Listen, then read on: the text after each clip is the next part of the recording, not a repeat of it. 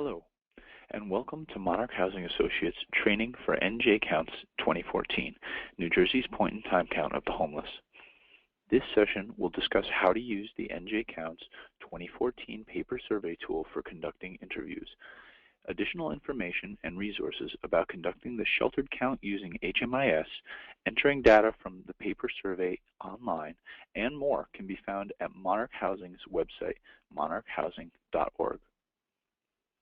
Your primary source for guidance about NJ Counts 2014 should be the data collection guide that has been distributed to each county and continuum of care in New Jersey. This guide provides comprehensive assistance regarding how to use the survey and will be referenced throughout this presentation. References to the user guide can be found in the top margin of this slideshow. If you have not received the guide from your agency or local PIT coordinator, you may download it at Monarch's website. Another tool that comes in handy when conducting the NJ Counts 2014 paper survey is the point-in-time quick reference guide that includes key definitions of terms used in the survey and also brief reminders about how to fill out certain survey questions. The quick reference guide is one sheet, front and back, and should have been distributed by your local PIT coordinators. If you do not have a copy, find it at monarchhousing.org. NJ Counts is conducted each year to provide a snapshot of who the homeless are, where they find shelter, and what factors contribute to their homelessness. This information helps communities plan to provide more targeted supportive services and housing services to better meet the needs of homeless persons. The point-in-time count is also required in order for communities to receive federal funding for preventing and ending homelessness from the U.S. Department of Housing and Urban Development, or HUD.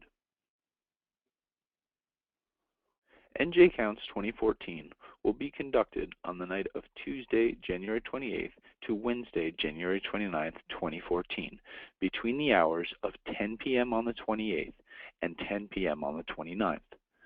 All paper surveys must be completed within this time frame, asking about where the respondents spent the overnight period from sundown on January 28th to sunrise on January 29th. If your community conducts an overnight count, it must be only on the night of the 28th, beginning after 10 p.m. When conducting a survey during an overnight count, be sure that you are asking respondents about where they spent that night, the night of January 28th. If you are conducting surveys during the daytime, be sure that you are asking about the previous night and only conduct daytime surveys on January 29th until 10 p.m. Because HUD provides so much of the funding that supports local efforts to prevent and end homelessness, it is HUD's definition of homeless that is used for the point-in-time count. According to HUD's definition, a person should be counted as homeless if that person sleeps somewhere not designed as a regular sleeping accommodation for human beings, such as a car, park, abandoned building, bus, train, street, or sidewalk, or if that person lacks a fixed, regular, and adequate nighttime residence, has a supervised emergency shelter, safe haven, or transitional housing dedicated solely for the homeless as their primary nighttime residence. This includes domestic violence and youth shelters. A person who meets the definition of homeless under Part 1 of the HUD definition is considered unsheltered, while a person who meets the definition of homeless under Part 2 of the definition is considered to be sheltered. The point-in-time count collects information on those who meet the HUD definition in order to meet HUD's requirements. However, NJ Counts 2014 will also collect information on those who may not reflect HUD's definition of homelessness, but may be at risk of homelessness or precariously housed.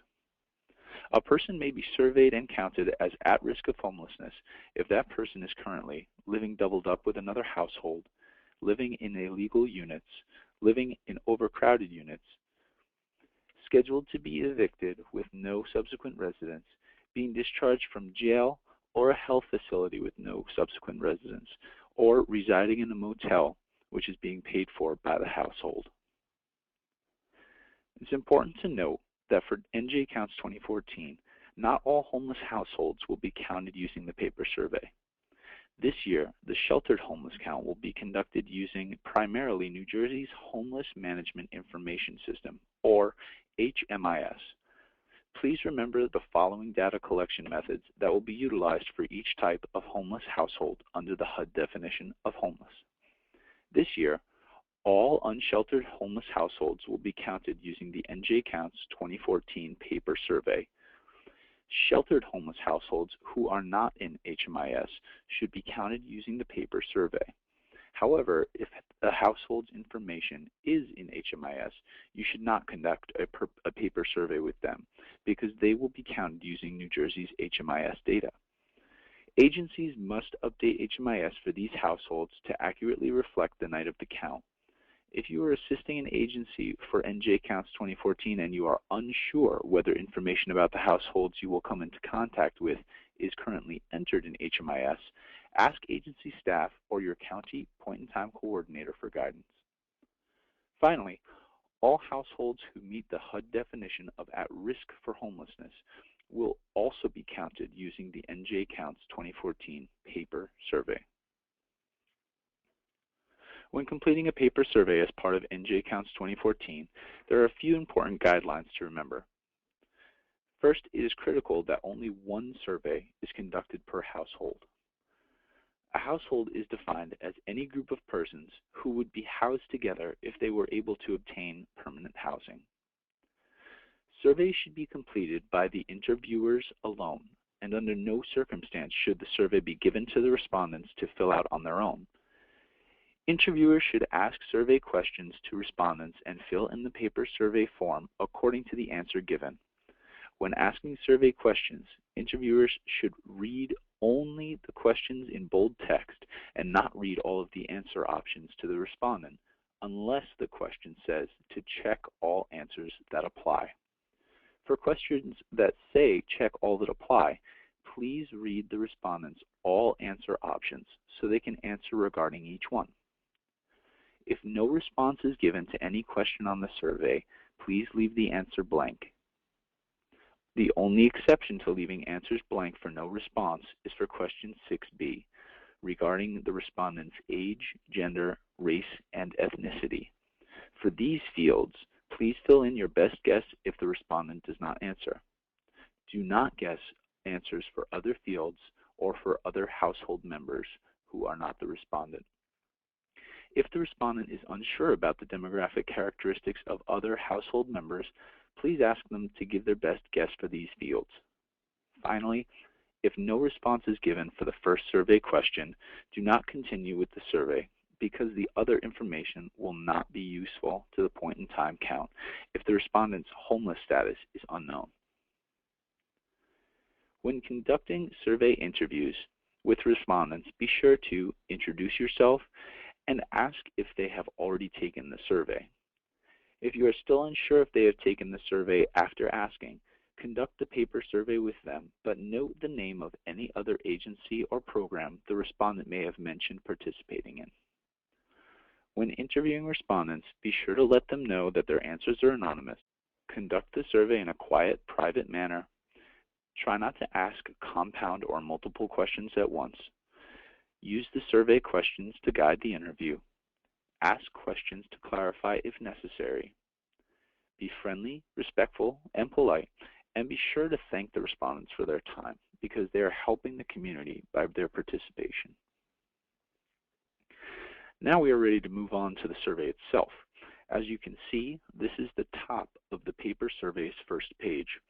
If you do not have a copy of the survey to reference, you can download it from monarchhousing.org. Before beginning an interview with a respondent, be sure that the top of the survey is filled out. This includes the 5-digit site code that will be provided to sort survey results by site, the name of the county where the survey is being administered, if the survey is being completed by an agency, the agency name, and if the respondent is participating in a specific agency program, enter the program name. The code, county, agency, and program fields should be filled out for all paper surveys by local PIT coordinators for each participating agency and count site before they are distributed. This way, When PIT coordinators send surveys with the appropriate identifying information for each program already entered, identifying the site where the surveys were conducted will be consistent. Now, beginning with question 1, the first 6 questions of the NJ Counts 2014 survey are high priority questions. It is very important that you get complete responses to these questions. Question 1 asks, where did you spend the night of Tuesday, January 28, 2014? Please only read the bold text to ask question 1 and do not read the answer list to the respondent. Then, check only one box on the answer list that best corresponds to the answer given. In order to answer accurately, it is important to know the differences between the following definitions of emergency shelter, transitional housing, youth shelters, and permanent housing. If you need to review these definitions in detail, pause this video or refer to the NJ Counts 2014 Data Collection or Quick Reference Guide, which both have a section with all these definitions. If a respondent answers question 1 by saying that they stayed in a residence paid for by temporary rental assistance from the local Board of Social Services, check Other and write in temporary rental assistance on the line given. Do the same if the respondent says that they stayed in a safe haven. Please be sure that the interviewers classify respondents' answers accurately and consistently. This means being sure that all interviewers know, for instance, whether the program a household participates in should be categorized as a transitional housing program or a permanent housing program, so that the answers can be uniform. For question 2, in what town did you spend the night? Write legibly the town, county, and state where the respondent stayed.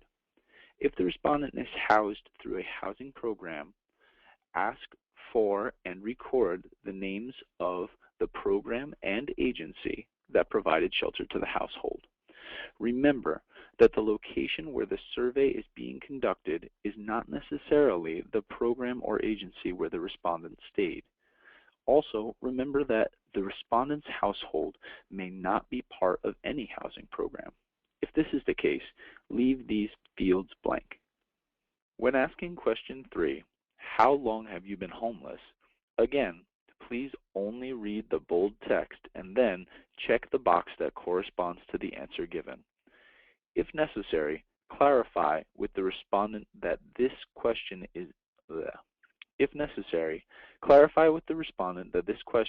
is asking only about his or her most recent continuous episode of homelessness. So, for instance, if the respondent has been homeless on and off for 2 years, but has lost housing most recently about 2 weeks ago, check the answer 8 days to 1 month.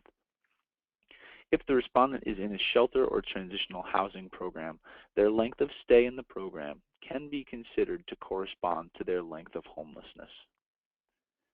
For question 3, it is also important to determine whether the respondent meets the definition of homeless by comparing his or her answer on survey question 1 with the HUD definition of homeless. So, if the respondent does meet the HUD definition of homeless, choose the option that corresponds to their answer. A respondent who spent the night on the street, in a youth shelter not in the care of the Division of Child Permanency and Protection, in an emergency or domestic violence shelter, in a hotel or motel paid for by an agency, in a time-limited transitional housing program, or in a safe haven, they are considered homeless. You will need to check whether your community considers households that receive temporary rental assistance from the local Board of Social Services as homeless, then answer accordingly. If the respondent is not homeless, even though they may be considered at risk of homelessness, choose NA for not applicable on question 3.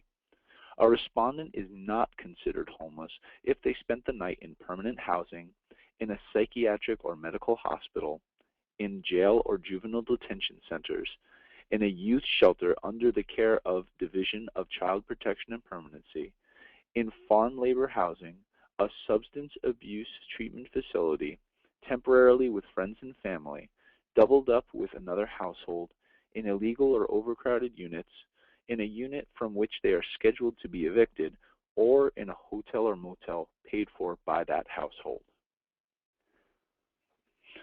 Question 4 asks, if you have been homeless less than 1 year, has there been another time within the past 12 months when you were homeless? If a respondent has been homeless for more than 1 year or does not meet the HUD definition of homeless, you do not need to ask them this question, and you should select NA for not applicable. Check yes if the respondent has been homeless for less than 1 year and has had a previous episode of homelessness in the past 12 months. Note that this does not apply to persons that have had one continuous episode consisting of multiple consecutive nights of homelessness that has lasted for less than 1 year. So, if a respondent has experienced just one continuous episode consisting of multiple consecutive nights of homelessness for less than 1 year, check no for question 4. For question 5, have you been homeless at least 4 times within the past 3 years? Check yes if the respondent meets the definition of homelessness and has been homeless at least 4 separate times over the past 3 years. Check no if the respondent is homeless but has not experienced 4 episodes of homelessness during the past 3 years. And finally, choose NA for not applicable if the respondent does not meet the HUD definition of homeless. Now, we move on to the bottom half of page 1 of the NJ Counts paper survey with question 6, a 2-part question on household information. The survey question for part A, household size, asks how many adults and children were homeless in your household on the night of January 28, 2014. Make sure to enter a numerical value for both the number of adults 18 and older and children ages 17 and younger that were homeless in the household. Remember to include the respondent in the household count and only count household members that shared the identified sleeping arrangements with the respondent. If household members spent the night in separate sleeping arrangements, do not include them on this survey. If there are either no adults or no children in the household, enter 0 in the appropriate fields. Part B of question 6 asks, who was homeless with you on the night of January 28, 2014? This section will provide important demographic information, so fill out this table as completely as possible for every member of the household that shared the identified sleeping arrangements. Just as in Part A, if household members spent the night in separate sleeping arrangements, do not include their information on the survey. If the respondent is unsure about the information for each member of his or her household, please have them give their best guess about that information.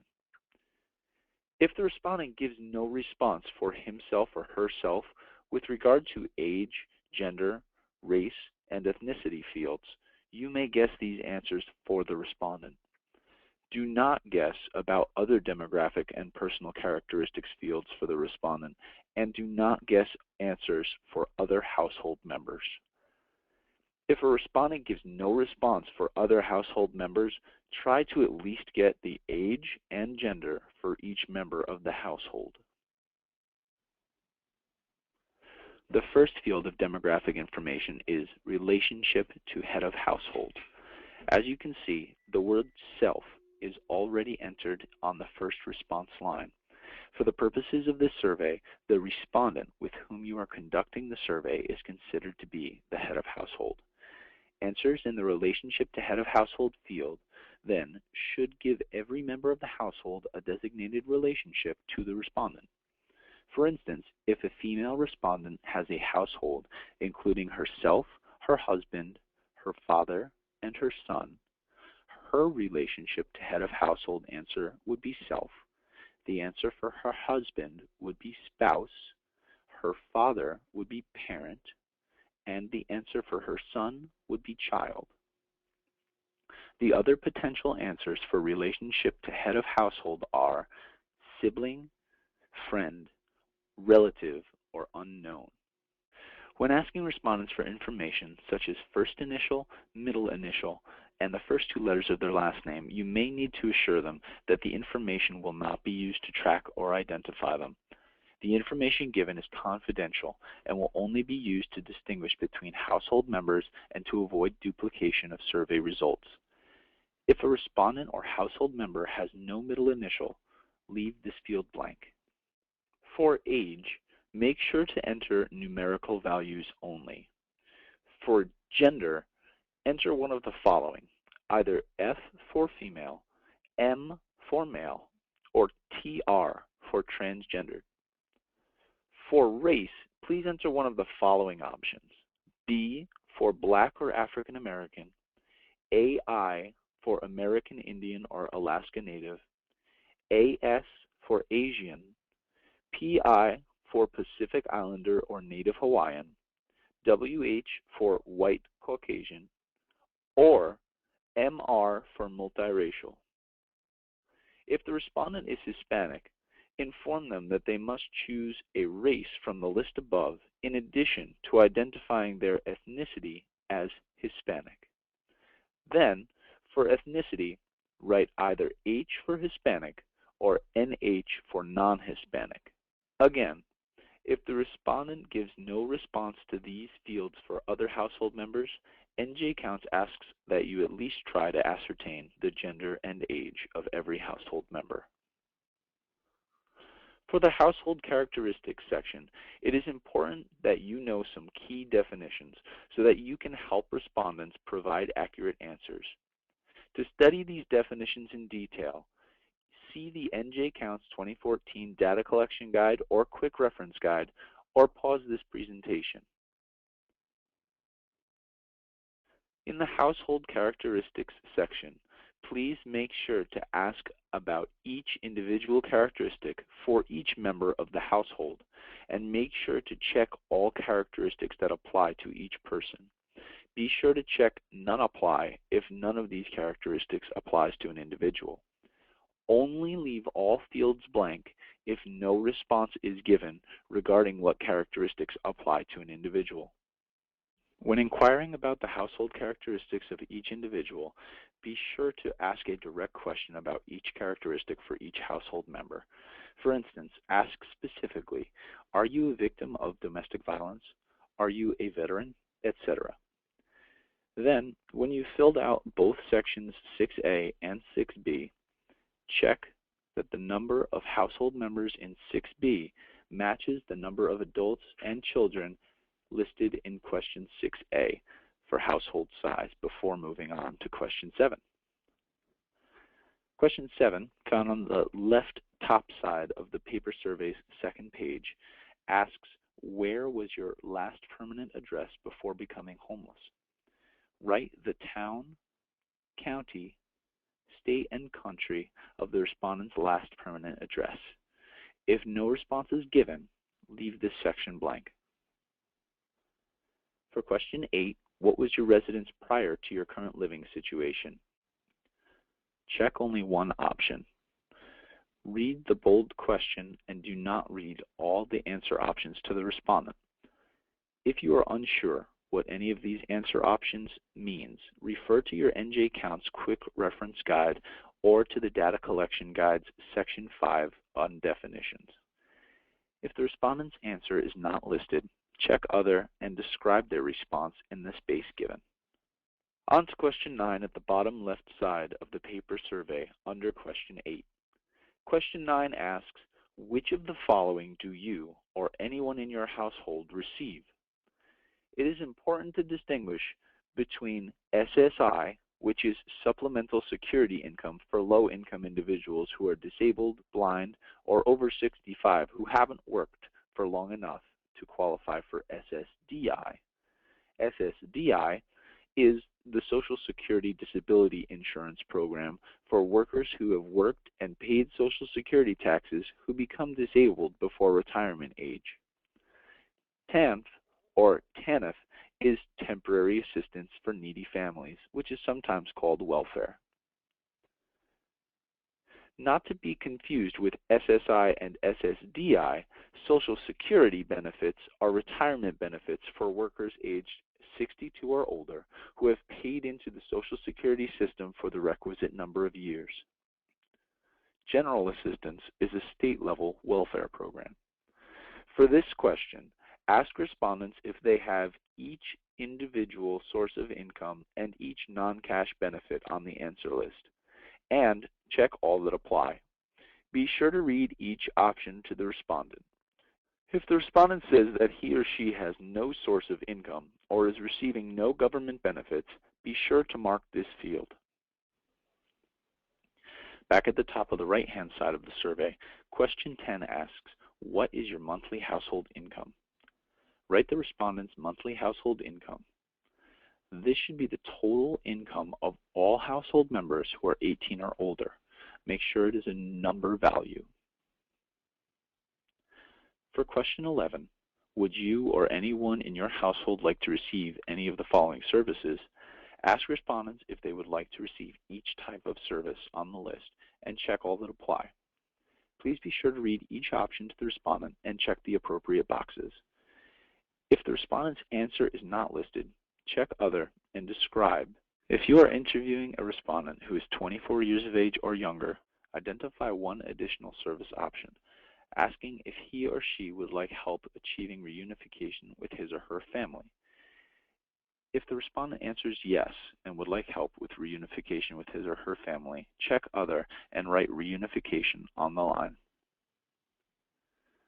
The final survey question is question 12, which asks, what was the primary factor that contributed to or caused your current living situation?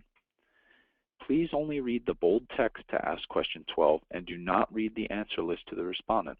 Interpret responses to this question and classify them as one of the answers listed. Check one only. And if the respondent's answer is not listed, check Other and describe the answer. Be sure to thank respondents after the interview. They're key to helping the community understand how to better help those in need. After completing the survey, make sure that all answers are complete and legible. Then, turn in all completed surveys and make sure that your account site enters and submits information from all paper surveys into the NJ Counts 2014 online survey tool using SurveyMonkey. After data has been submitted online, turn in all completed surveys to local point-in-time coordinators. For guidance on submitting data online, see the NJ Counts Data Collection Guide, Section 8, page 14, or watch Monarch's online survey user guide training video. If you have any further questions about how NJ Counts 2014 will work in your community, the best person to contact is one of your local point-in-time coordinators. Thank you for participating in NJ Counts 2014. For a copy of the 2014 Data Collection Guide or to access other video and print training materials, visit monarchhousing.org. If you experience any problems with the materials or the survey, you may email Monarch Housing Associates at njcounts@monarch.org. If you experience any problems with the materials or the survey, you may email Monarch Housing Associates at njcounts@monarchhousing.org or call 908-272-5363, extension 228. Monarch looks forward to working with you to make the 2014 point-in-time count a success for all our communities. Thank you.